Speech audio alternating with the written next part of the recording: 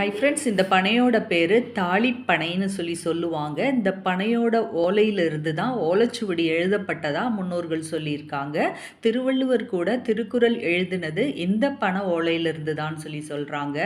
அந்த அளவுக்கு விசேஷமான இந்த பனை 90 வருஷத்துக்கு ஒரு முறை பூ பூக்கும். பூ பூத்துட்டு அப்புறம் தன்னைத்தானே அதை அழிச்சுக்கும்னு சொல்கிறாங்க.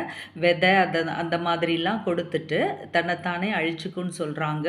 ஓலைச்சுவடி எழுதுறதுக்காகவே இந்த பனை அதிகம் பயன்படுத்தப்பட்டதாகவும் சொல்கிறாங்க. விசேஷமான பனை, சாதாரண பனையை விட இந்த பனை ஓலையில் எழுதுறது தான் ஓலைச்சுவடி எழுதுறது தான் விசேஷம்னு முன்னோர்கள் சொல்லி வச்சுருக்காங்க.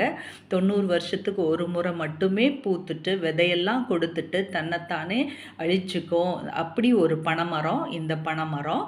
இது உங்களுக்கு தெரியுமா ஃப்ரெண்ட்ஸ்? பார்த்துருக்கீங்களா? தாளிப்பனை, இதோட பேர் தாளிப்பனை. ஓலைச்சுவடி எழுதுறதுக்காக பயன்படுத்தப்பட்டது இந்த பனையோட ஓலை.